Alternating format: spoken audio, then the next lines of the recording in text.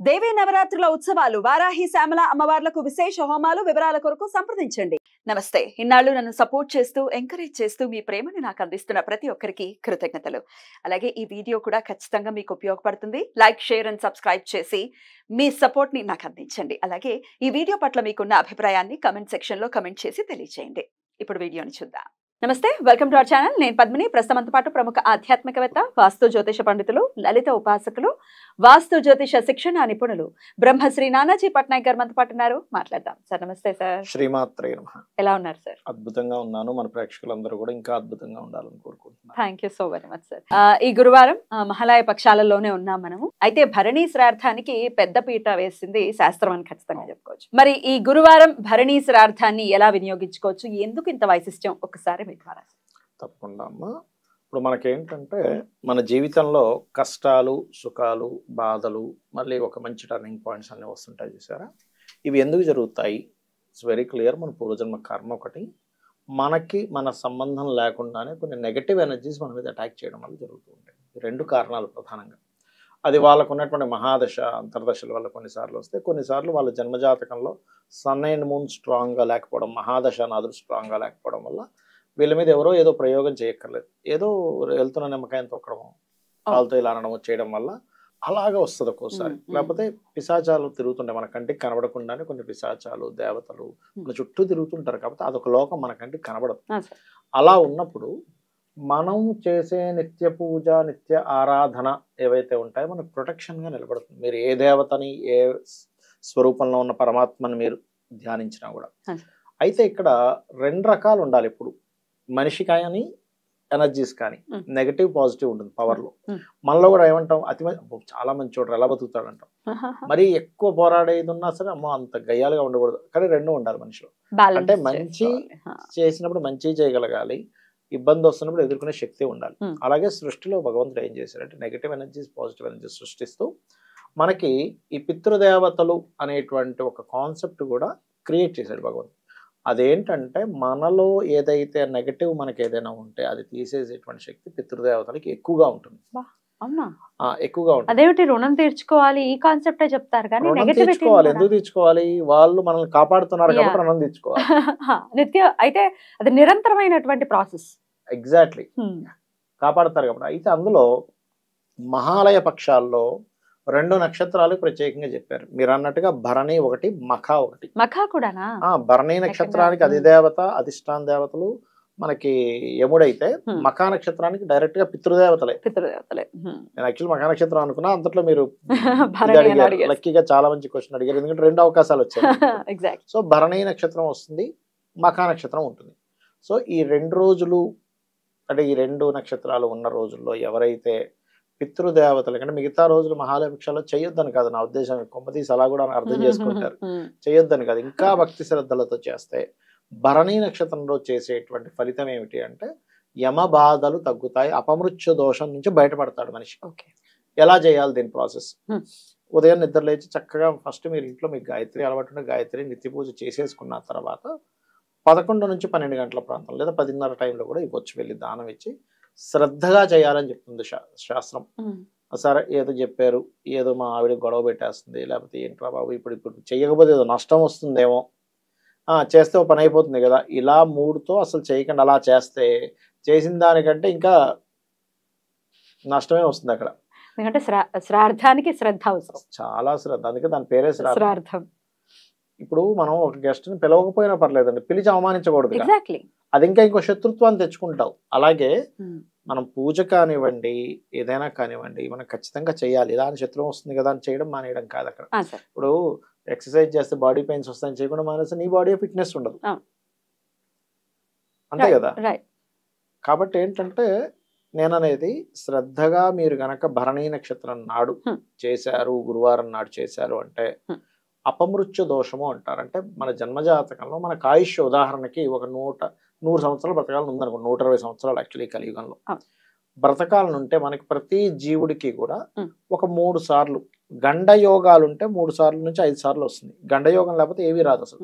అంటే అష్టమాధిపతి, 3వ అధిపతి ఈ కాంబినేషన్ లో గండయోగం ఏర్పడుతుంది. ఎట్లా సార్ కాంబినేషన్ ఎట్లా? అంటే అష్టమాధిపతి ఎవరు ఏ గ్రహానికి పోర్ట్ఫోలియో ఇచ్చాడో, మూడో అధిపతి ఏ గ్రహానికి పోర్ట్ఫోలియో ఇచ్చాడో దానికి వెళ్ళి లగ్నాధిపతి కనుక కనెక్ట్ అయితే, అంటే అష్టమాధిపతి మూడో అధిపతి లగ్నాధిపతికి కనెక్ట్ అయ్యి అక్కడ గోచారంలో కనుక శని కానీ రాహు కానీ అక్కడ కనెక్ట్ అయినప్పుడు, లేదా మహాదశ అంతర్దశలు వచ్చినప్పుడు ఆ టైంలో, అందుకే చూడండి కొంతమంది ఎంతో బాగా వెలిగాడు టప్పని పడిపోయాడంట.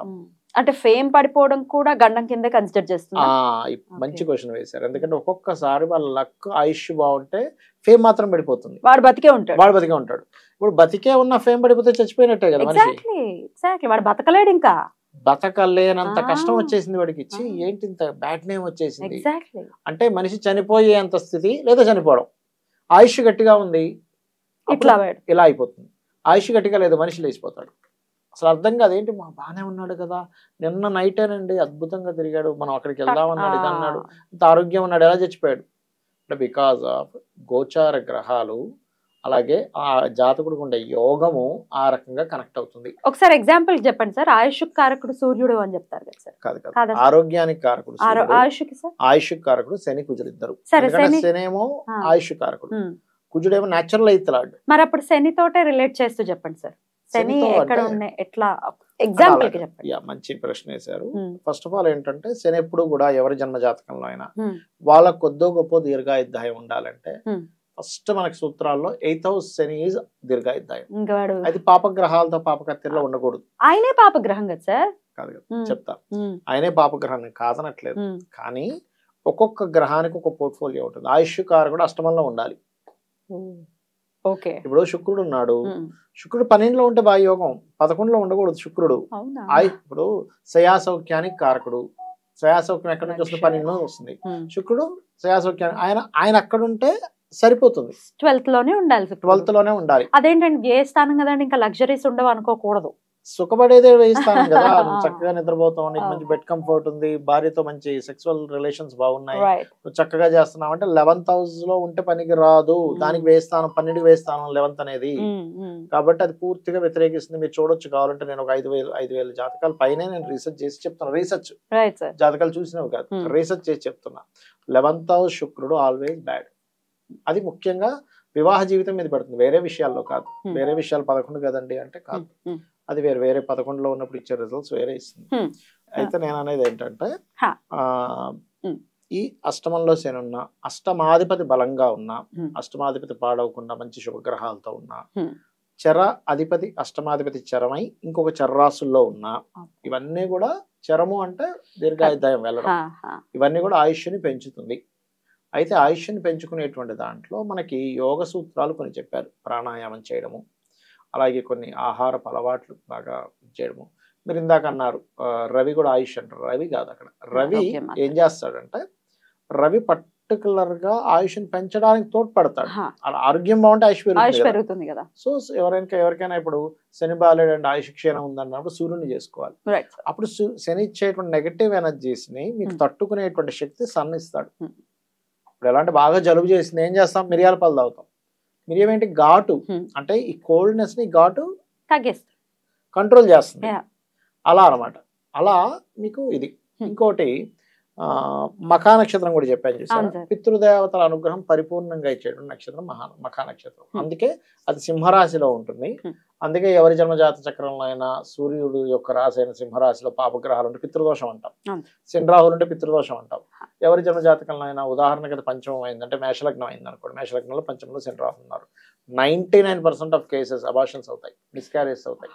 ఎందుకంటే అసలు మనకి కాన్సెప్ట్ ఏంటి, పితృదేవతల అనుగ్రహంతో పుట్టరు. మరి మీకు సందేహం కలగవచ్చు, మరి విదేశాల్లో ఎవరు ఈ పితృతర్పణాలు వాళ్ళందరికీ పిల్లలు పుడుతున్నారుగా అంటే శాస్త్రం ఏం చెప్పింది అంటే దీనికి కూడా సమాధానం చెప్పింది.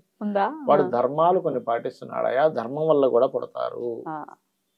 ఏమిటి వాళ్ళు పాటించే ధర్మం? ఇప్పుడు వాడు చేసే పని వాడు సక్రమంగా చేసాడు అనుకోండి, ఎవరిని ఇబ్బంది పెట్టకుండా. వాడు చేసేది ఏదో ఒక ధర్మం ఉంటుందిగా, ఎవరికో ఫుడ్ పెట్టడమో, ఏ కాకో ఏ పక్షికో ఏదో ఫుడ్ వేయడమో, కుక్కను పెంచుకొని కుక్కకి ఏదో వేయడమో చేస్తుంటారు, అది కూడా ఒక ధర్మమే. అందుకే అమ్మవారిని ధర్మాధ్యక్ష అంటే ధర్మానికి అధ్యక్షురాలు. ధర్మానికి అధ్యక్షురాలు కాబట్టి ధర్మం పాటించేవాడిని కూడా రక్షిస్తుంది అమ్మవారు. ధనాధ్యక్ష ధనధాన్య వివర్ధిని అంటాం. అంటే ధర్మము కూడా చాలా ముఖ్యము. ఇది మనం అందుకే మన వాళ్ళు ధర్మ అర్థ కామ్య మోక్షాలు అన్నారు. ధర్మాన్ని ముందు పెట్టారు. మోక్షానికి కూడా ముందు పెట్టలేదు, అవును. కామ్యాన్ని కూడా ముందు పెట్టలేదు, ధర్మాన్ని ముందు పెట్టారు. Right, sir. అంటే నువ్వేం చేసినా ధర్మంతో ముడిపెట్టి చెయ్యి. Right. అందుకని వాళ్ళు చేసే ధర్మాల వల్ల కొంత వాళ్ళకి పిల్లలు కలగడం అనేది జరుగుతుంది. పిల్లలు కానీ వాళ్ళ జీవితం వెళ్ళడం కానీ వాళ్ళ పూర్వ జన్మలో చేసిన కర్మ కానీ వాడు పూర్వజన్మలో చక్కగా పిల్లల్ని చూసుకోండి, ఆ కర్మ కూడా వస్తుందిగా, అలా వస్తూ ఉంటుంది. రైట్. మరి భరణి శ్రార్థం రోజు గానీ మఖా శ్రార్థం రోజు గానీ ఏం చేయమంటారు సార్ పితృదోషాన్ని కోసం? అలాగే ఇప్పుడు ఒకటేనండి, ఎప్పుడైనా సరే శ్రాద్ధము, భరణి శ్రాద్ధం కావచ్చు, మఖా నక్షత్రంలో కావచ్చు, చక్కగా ఉదయం పూట మీరు చేసేటువంటి కార్యక్రమాలన్నీ ముగించేసుకొని పొద్దున్నే ముగించేసుకున్న తర్వాత 11 నుంచి 12:30 ప్రాంతం మధ్యలో మీరు చక్కగా ఎవరికైనా సరే ఫుడ్ పెట్టచ్చు, పిలిపించి ఇంటికి బ్రాహ్మణులు పిలిపించి ఫుడ్ పెట్టచ్చు, తర్పణాలు వదలాలి. అలాగే పిండ ప్రధానాలు ఏవైనా మీరు పితృదేవతల కోసం చేయాలి చేయొచ్చు.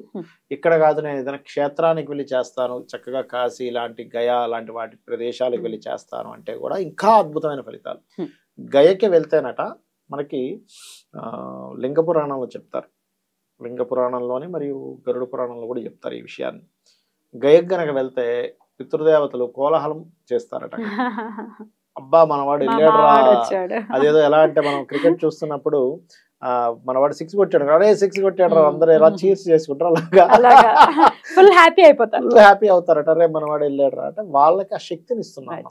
అంటే ఇప్పుడు మనం ఒక చిన్న ఎగ్జాంపుల్ ఎలా అంటే మనకి ఏదైనా ఒక ఐటమ్ ఇంట్లో ఉంది, లేకపోతే ఒక ఎవరో మన పిల్లవాడే ఉన్నాడు, వాడికి బాగా ఆడడానికి వాడు ఇదవడానికి మనం కొన్ని ఇస్తూ ఉంటాం మంచి ఫుడ్. అలా పితృదేవతలకి మనం ఎప్పుడైతే చేస్తూ ఉంటామో వాళ్ళ యొక్క అనుగ్రహం మనకు వస్తుంది. యాక్చువల్గా వాళ్ళు సంతోషిస్తే మనకు అనుగ్రహం, వాళ్ళు సంతోషించకపోతే మనకు అనుగ్రహం లేదంతే. అయితే ఇది కొంతమంది అడగచ్చు, బ్రాహ్మణులకే చేయాలా, అనార్థులకి అంటే యాచకులకి వీళ్ళకి కూడా ఇస్తే కూడా తత్ఫలితం ఉంటుందా అని అడుగుతారు. ఎందుకు బ్రాహ్మణులకే చేయాలి అంటారంటే చెప్తాను వినండి.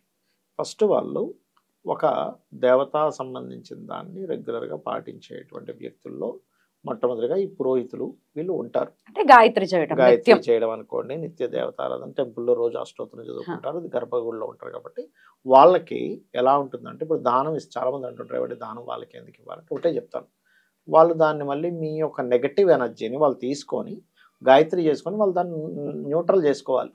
అది గాయత్రి చేసే వాళ్ళకు ఉంటుంది. లేదంటే నేను రోజు గాయత్రి చేస్తాను నాకు ఇవ్వండి ఎవరైనా అడిగితే ఇచ్చేసేయండి, అలా కూడా ఇవ్వచ్చు. కాకపోతే ఇక్కడ ఏంటంటే మీరు 2 కాన్సెప్ట్స్ అండి. ఒకటి మనకు చూడండి బాడీలో ఏదో అయింది, డాక్టర్ గారు ఏం చేస్తారు, నీకు శక్తి రావడానికి ఒక టాబ్లెట్, ఇన్ఫెక్షన్ పోవడానికి ఒక టాబ్లెట్ అంటాడు. అలాగే ఇది నువ్వు దోషాన్ని తొలగించుకోవడానికి సంకల్పంతో ఇస్తున్నావు, పుణ్యాన్ని పెంచుకోవడానికి యాచకులకి ఇస్తున్నావు. ఎంత బ్యూటిఫుల్ గా చెప్పారు సార్. ఇది కాన్సెప్ట్. ఈ కాన్సెప్ట్ ని అర్థం చేసుకోవాలి. ఏదో మీ బ్రాహ్మణులందరూ కలిపి ఇదో సిస్టమ్ ని పెట్టేసుకున్నారు అనుకుంటే తప్పు. ఎవరు తీస్తారండి, ఎవరి కర్మని వాళ్ళు తగ్గిస్తున్నారు.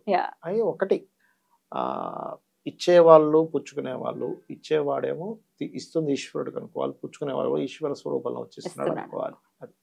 ఇద్దరికి ఆ ఈశ్వర భావన ఉండాలి. చాలా బ్యూటిఫుల్ గా ఎక్స్ప్లెయిన్ చేశారు సార్. ప్రతి ఏటా వస్తూనే ఉంటుంది ఇటువంటి మహోన్నతమైనటువంటి రోజులుగానే కన్సిడర్ చేయాలి, వస్తూనే ఉంటుంది. యూటిలైజ్ చేసుకుని తత్ఫలితాన్ని వాళ్ళు అనుభవపూర్వకంలో తెచ్చుకోవాలి, అనుభవంలో తెచ్చుకోవాలంటే ఆచరించాలి. చాలా బ్యూటిఫుల్. మనం ఆచరించేటప్పుడు చిన్నపిల్లలకి చెప్పాలండి, ఇంట్లో పిల్లలకి మనం ఏం చేస్తామంటే పిల్లల్ని స్కూల్ పంపించేసి ఇంట్లో కార్యక్రమాలు చేస్తాం, వాడు అలాగే అలవాటు అయిపోతాడు. రేపు పొద్దున్న అదే చేశారంటే ఏమో ఎప్పుడు చూడలేదు, దిగ్మల్ స్కూల్ ఆపేయచ్చు, ఏం కాదు, ఏమి కాదు, ఆపట్లేదా, కరోనా వస్తే ఏళ్ళకేళ్ళ కొంపలోనే పడున్నాం. మనం ఒక ఊరు వెళ్ళాలనుకుంటున్నాం, హాలిడేస్ ఏదో వాడికి ఆ రోజు 10th ఎగ్జామ్ ఉంది, బోర్డ్ ఎగ్జామ్, తప్పదు, అప్పుడు ఏం చేయలేదు. కానీ నువ్వు ఒక 20-30 ఏళ్ళ వయసు వచ్చే వరకు నువ్వు చిన్నప్పటి నుంచి చూపిస్తే ఫస్ట్ మనం వాడి ధర్మం అనేది చెప్పాలి కదా, నీ ధర్మం ఇది, మన సంస్కృతి ఇది, సో మన పితృదేవతల్ని కూడా ఆరాధించాలి నాన్న, నువ్వేం చేస్తే అదే చేస్తుంది అనేటువంటిది నీ వంశ అభివృద్ధి కోసం ఏర్పడుతుంది అని చెప్పాలి. చాలా బ్యూటిఫుల్ గా ఎక్స్ప్లెయిన్ చేశారు సార్, కృతజ్ఞతలు. నమస్తే సార్. శ్రీమాత్రే నమః.